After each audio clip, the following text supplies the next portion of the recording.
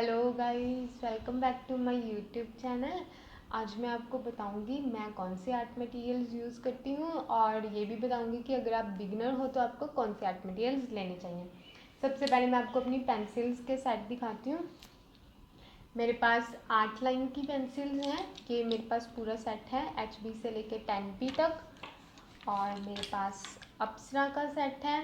ये 4 ही पेंसिल्स ली थी मैंने अप्सरा की। और मेरे पास स्टेडलर का सेट है, ये मैंने पूरा बॉक्स लिया था।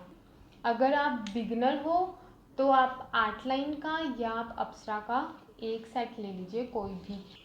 8 लाइन में तो आपको पूरा सेट मिल जाएगा, HB 2B 4B 6B 8B 10B, ठीक है।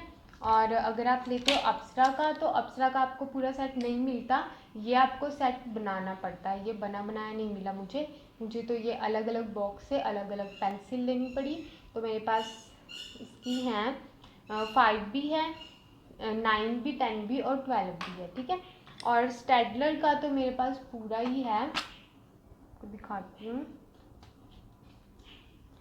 तो मेरे पास स्टेडलर के 4 हैं कार्बन पेंसिल्स और बाकी मेरे पास ग्रेफाइट के भी सभी ग्रेड हैं, तो ये मेरे लिए इनफ है।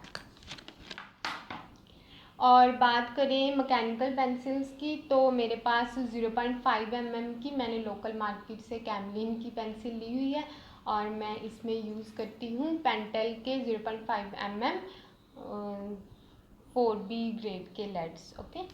तो अगर एक ही पेंसिल आपको लेनी है, सिर्फ एक पेंसिल आपको लेनी है ना, तो आप मैकेनिकल पेंसिल ले लो और आप पेंटेल के लेड्स ले लो। बस ये 2 चीज़ें आपको काफ़ी रहेंगी। इरेजर्स की बात करते हैं। इरेजर्स में मेरे पास टॉम्बो मोनो ज़ीरो इरेजर है, ठीक है। इसका है 2.3 mm है, आई गेस, यस 2.3 mm का इसका लेड होता है।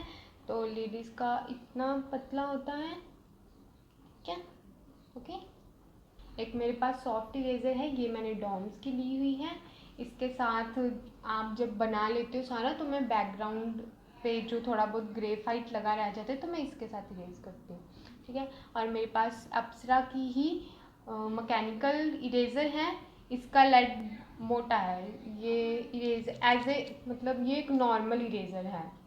तो इस तरीके से। और एक मैं यूज़ करती हूँ नीडेबल इरेज़र। इसका फ़ायदा ये है कि ये इसकी शेप चेंज हो जाती है, ठीक है। ये क्ले बॉल होती है ना, बिल्कुल वैसी है ये, लेकिन ये इरेज करती है। तो आप क्या कर सकते हो, अगर आपका बहुत छोटा एरिया है वहाँ पे आप इरेज़र यूज़ करना चाहते हो तो आप इसको ऐसे इसकी आप शेप चेंज करके यूज़ कर सकते हो, ठीक है। और अभी ब्लेंडिंग टूल्स में मैं यूज़ करती हूँ मेकअप ब्रश। ये सॉफ्ट वाला मेकअप ब्रश है, ठीक है।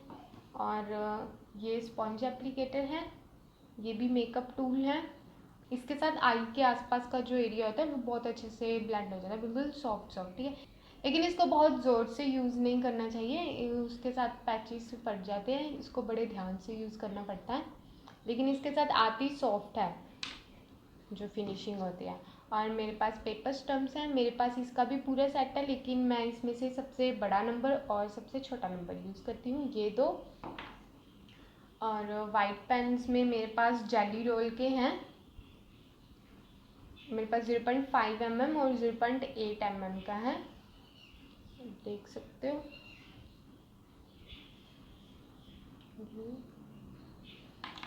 तो ये तो थे मेरे मटेरियल। अभी बिगनर हो आप, उसके लिए आप इन दोनों में से कोई भी एक सेट ले लो, अप्सरा या आर्ट लाइन, ठीक है। इन दोनों में से आपने एक सेट ले लिया है।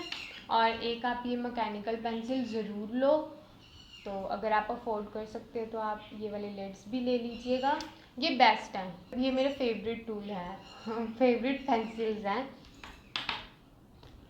और ब्लेंडिंग के लिए आप कुछ भी यूज़ कर सकते हो, मैं आपको प्रेफर करूँगी ब्रश यूज़ कीजिए आप। और इन दोनों में से कोई भी एक चीज़ चल जाएगी। अगर आपको वाइट पेन में से कोई एक पेन लेना है तो मैं आपको कहूँगी कि आप जेली रोल का 0.8 mm का लो। ये ना तो ज़्यादा मोटा होता है ना ज़्यादा पतला होता है, ये बीच का नंबर है, 3 होते हैं, इसके 3 नंबर होते हैं, तो ये बीच वाला नंबर है मीडियम साइज़, तो ये सही रहता है। और रेज़र में से अगर आपको कोई एक ही रेज़र चाहिए तो मैं आपको प्रेफर करूँ, ये वाली रेज़र तो कोई भी अफोर्ड कर सकता है, आप ये वाली रेज़र ले लो। और ये वाली भी 20 रुपीज़ की रेज़र है। इसको आप क्या कर सकते हो, इसका लिड आप निकालो, कटर के साथ इसको ना ऐसे टेढ़ा कट कर लो, सीधा नहीं हमने काटना है, ऐसे टेढ़ा काट लेना है, तो वो ऐसे ना हो जाएगा, मतलब शार्प हो जाएगा, तो उसके साथ इरेज करना इजी रहता है। तो ये अगर आप नहीं देना चाहते हो टॉम्बो मोनो की तो आप मत लो, आप इसी के साथ काम चला सकते हो, ठीक है। बस यही है। और मुझसे हर्षिता ने शायद पूछा था इंस्टाग्राम पे कि आप ड्राइंग किसके ऊपर रख के बनाते हो। मैं ड्राइंग बोर्ड के ऊपर रख के बनाती हूँ। ये A4 साइज़ के लिए एकदम सही रहता है ड्राइंग बोर्ड, ठीक है। और इसके ऊपर इसका जो सरफेस है वो रफ़ है, स्मूथ नहीं है, रफ़ है, तो मैं इसके ऊपर एक लेयर, मोटी सी लेयर मैं शीट्स की रख लेती हूँ। ऐसे करके शीट्स हैं, ये मेरी यूज्ड हैं, तो मैंने ऐसी ऑलमोस्ट 10-15 शीट्स आप ऐसी लो। और मैंने साइड पे देखो स्टेपल कर दिया है इसको, ठीक है। ये मेरी वेस्ट शीट्स हैं, इसमें मेरा जो प्रैक्टिस वर्क होता है तो इसमें मैंने लगा दिए हैं सारे। और कुछ असाइनमेंट्स की बची हुई शीट्स हैं जो गलत हो जाते हैं पेजेस, तो मैंने इसको स्टेपल करके रख दिया है। इसके ऊपर जैसे ये आपकी ड्राइंग है तो आपने बनानी है, आप इसके ऊपर रख सकते हैं और ड्राइंग बोर्ड के ऊपर रख के आप बड़े आराम से बना सकते हो। इसके साथ फिनिशिंग भी अच्छी आती है। मैं जो शीट्स यूज़ करती हूँ वो मैं ये वाली शीट्स यूज़ करती हूँ फ़िलहाल, क्योंकि लॉकडाउन की वजह से मैं ऑर्डर नहीं कर पा रही हूँ, तो वो मैं एक दिन बाद ऑर्डर करूँगी।